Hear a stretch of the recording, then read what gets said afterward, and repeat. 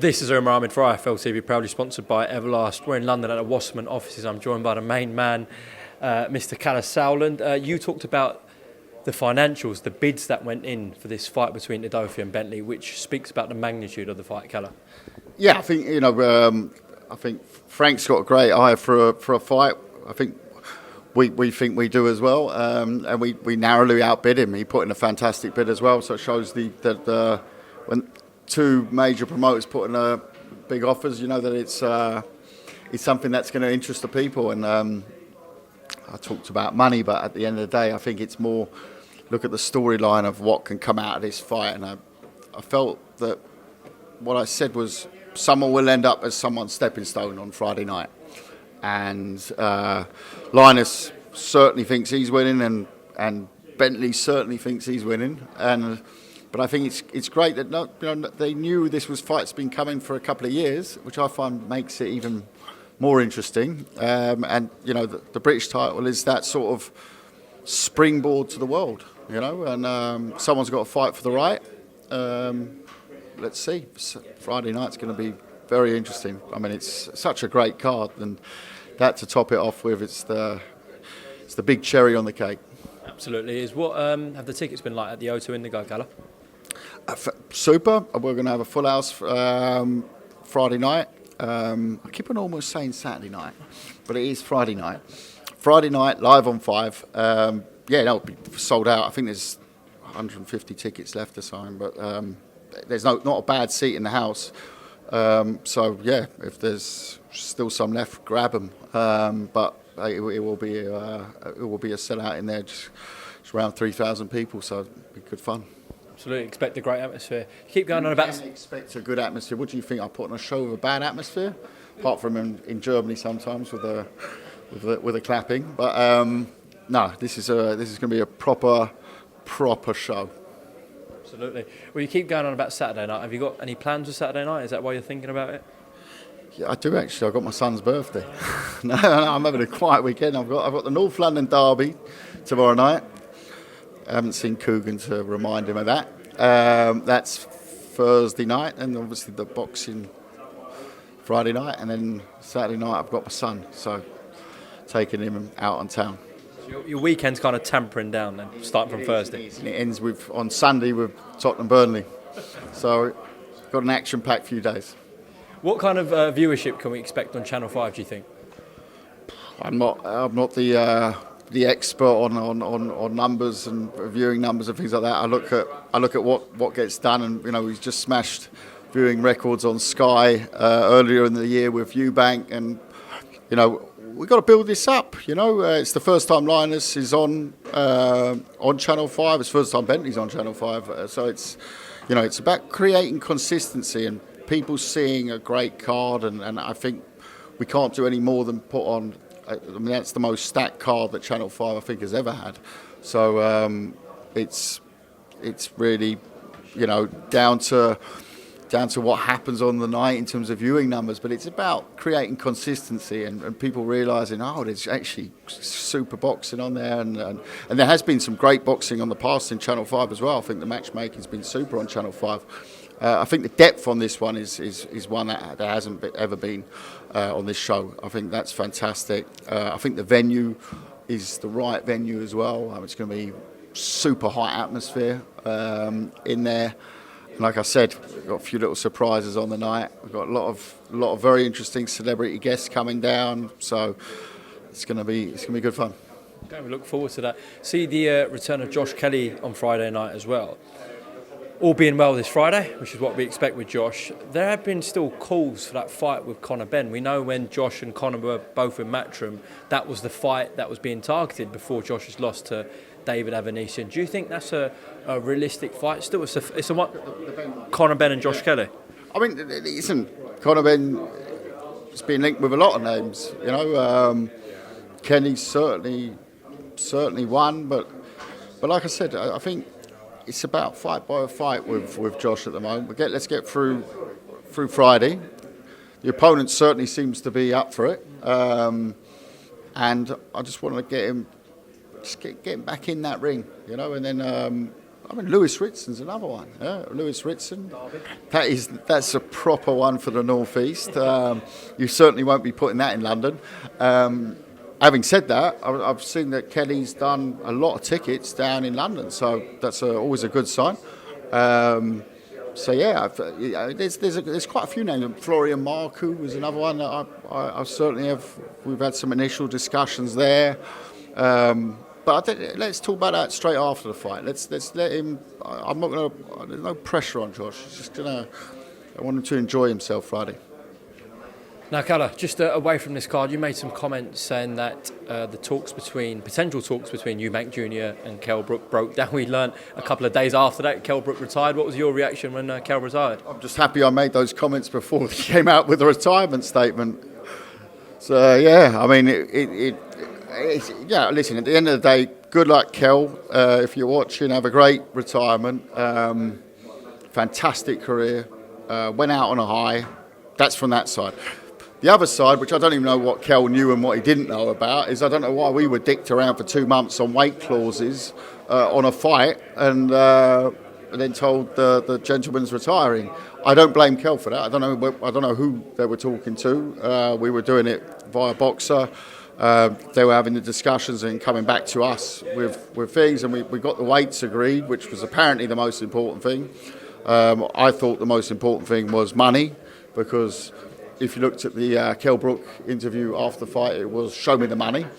So I presumed that the weight would find itself after we found the monies, but we went down the weight route first, which I haven't done before, I must admit, in 20-something years of being a boxing promoter. And I think that, it is what it is. At the end of the day, I don't want to talk about too much about it, because we've already up other paths, because we knew that it might not happen. I really want to talk about Kell Brooks and his great career, because he had a fantastic career, and we mustn't forget that. So I'm not going to sit here and say, oh, why didn't you take the fight and whatever. No, he's a fantastic fighter who had a great career, and good luck to him. Brave fighter, skillful, been there, done it, and he can retire with his head very much held high. Sorry, excuse the English. I know you don't want to talk about it, but it's clear that you felt you were messed around. Yeah, I mean, we were dicked about, but I'm not saying it was by Kell Brook. I mean, we were. Do you think I go out and make a statement? We've agreed weights. Yeah, we've agreed weights. I mean, I said it with a cheeky smile, but we agreed weights. Fantastic, super. What else is there to talk about when you make a big fight? I don't know. There's a couple of things. You know, the old Benjamin or the pound note. You know, you've got a few words you can use for money, but that seemed to come later, and you know, I don't know, it was just odd. But once again, I don't want to be quoted on that part without saying how much respect I have for Kell Brook as a fighter over his career, and you know, fantastic what he's achieved. Before we come on to Chris Eubank Jr. and what I'm going to talk about, of course, has implications for him moving forward. What was your reaction to the weekend's events where we saw Canelo take a second loss, and this time to Dimitri Bivol? Oh, I've got to be careful here, because I did an interview on Friday, a few interviews on Friday, where I said absolutely not hope in hell. I just remember seeing Bivol against Richards in Manchester. We had Eubank on the card in Manchester, and Bivol was boxing the same evening. And by the way, I stayed in the hotel with him that fight. What a fantastic gentleman he is outside the ring, Bivol, an absolute ambassador for the sport. But he was lousy that night. He looked terrible. In fact, Richards really was in a great fight with him, and I was just thinking, how the hell is he going to make? How's he going to get? I mean, Canelo's going to go through him. I thought he'd be over in 6. To be honest, I didn't think that there was a chance in hell that he would be anywhere in the race. So, hey, there's me, proved totally wrong. Mostly right, but this time I was totally wrong, and I'm sitting here saying before the clever dicks get out there and saying, "Oh, you said that." No, I know I said that before the fight, and I was proved very wrong. And I think that it was a weight too much for him. What did you make of the scorecards? 115, 130 in all three. Suspicious. A lot of us thought that. No, but it's a bit odd because I must admit we had a show in Germany and I woke up for the fight and I think I joined in round 6 watching some. It was in Italian for some reason. I got to Zone Italy on my thing, so legally I do pay for it, and I had Italian commentators, so I didn't know what happened up to that point. I sort of went on Twitter and it's like people were saying it wasn't like overridingly for Bivol up to that point, but from the 6th or 7th onwards, I didn't give him a round. So he totally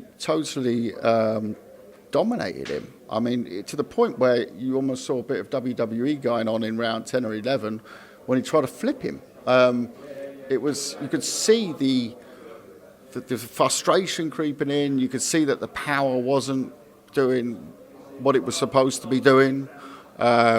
He was hitting the arms, as you know.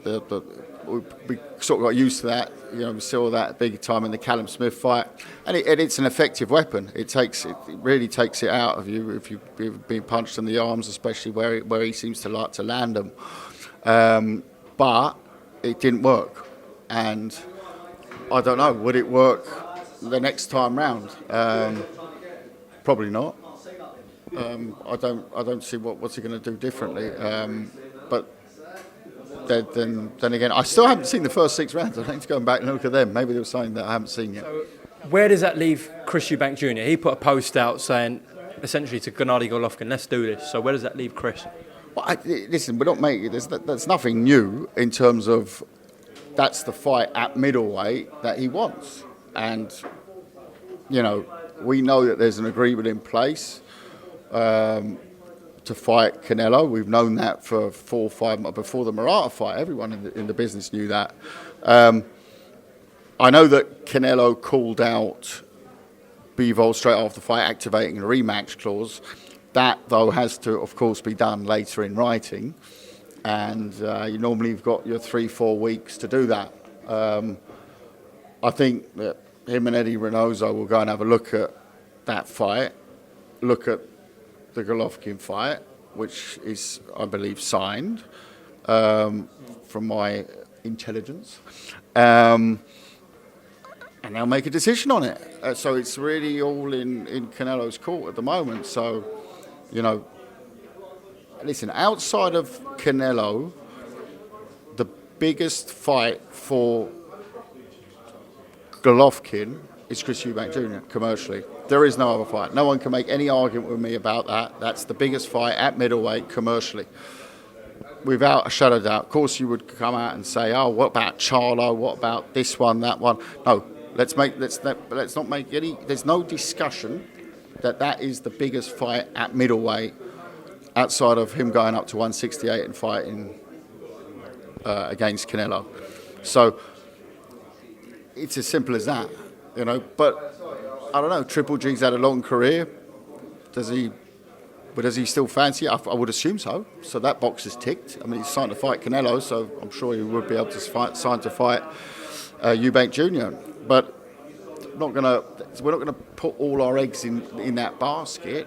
So we're looking at lots of different things. There's a WBO middleweight title fight taking place on I think it's the 21st of May. Interesting. Got Lara, which is for me not so interesting because we want the main belt, which is held by Golovkin with the BA, and that's the situation. And then there's those domestic fights that are talked about. You know, Liam Smith had a fantastic performance. That's a fight that would certainly be interesting domestically. But if we have to wait around for these other fights, title fights to take place, you know, don't want to wait. We want to be out. So, you know, Junior had the hand injury after the fight. That's all better now, and you know he's back in training. Actually, he's coming to the Channel 5 fight on Friday night. So, you know, it's interesting times. It's too slow moving for me, and for Junior as well, of course. But there are, unfortunately, things around the belts, at least, that are out of our control right now. Well, for Golovkin, I'm sure a massive part of taking that third Canelo fight was the financial incentive, and it's a huge fight. What would your kind of plea to Golovkin be about that in terms of the money side of things? Is that a Wembley Stadium fight, and how does that perform on pay-per-view, in your opinion, Golovkin, Eubank Jr.? Oh, it's a whatever stadium fight. You can put it in any stadium in the UK, whether it's Wembley, whether it's Tottenham, of course. But you know, Emirates? No, we wouldn't put it in the Emirates. No, we would not, and we would definitely not put it in Stamford Bridge. But Tottenham would be a good one. It's the nicest stadium in the world. No, let's not go too far. But I mean, Old Trafford's a fantastic venue for it as well. But that's not going to be the problem. There's no issues there. I think it's. And on pay-per-view, how do you think it does?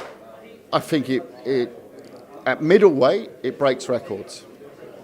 Absolutely break. Of course it does. It breaks absolute records. It smashes certain things out the park.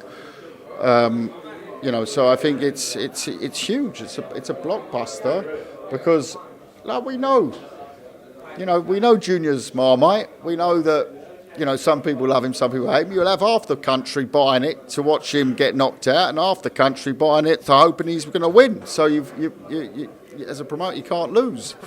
And Junior wants that fight above all fights. So our contract with Junior is very clear. We don't really need to negotiate even because we know what we have to deliver, and so it makes it very easy. But the discussions with Golovkin, I think they will get resolved because they're like I said, of course Canelo is one thing, but if we go on what Canelo said in the ring, he's fighting Bivol next. If that changes and he's fighting Golovkin next, then of course we have to have a plan B and C up our sleeves. Last question. Just come back from Vegas where we were hoping to see Filip Hrgović going with Big Bang Zhang, but there's of course more important things in the world. Just talk to me about Filip's situation and the tragic loss of his father, Kalle. Yeah, I mean, you just can't make it up. It's like it's a real, I mean, on the back of all the waiting, opponents pulling out and everything for the final eliminator for the heavyweight championship of the world, and then 2 weeks out, his father passes away, and a great man, Pero Hrgović, a great man, inspirational guy who was a light in Filip's life and a really important one, and it was just too much, and it was heartbreak, and rarely met a fighter, especially at heavyweight. You do get lazy heavyweights, but Filip is. He'd fight with two broken legs, and it was a tough call, and it was really tough. We had a lot of media calling and saying what's going on, and he'd put it out on Instagram a note about his father had passed. I mean, some of the media really hang your heads in shame, chasing for answers around that sort of a situation. It wasn't nice, but. At least we have the confirmation that the final eliminator will take place this summer against Zhang, who looked pretty good. Got his man out there and around, so that was the main thing. He stayed clean, no cuts, nothing. So that will take place this summer. Rumour has it in July. Okay. Rumour has it. We love a rumour here at IFL. Look forward to that rescheduling, and obviously wish the Hrgović family all the best in this time. Kalle Sauerland, thank you very much for talking to IFL TV. Roll on, fight night, live at the Indigo O2, live on Channel 5. It's going to be a good one. Thank you. Welcome, Team Everlast, to the Team Everlast Fitness app.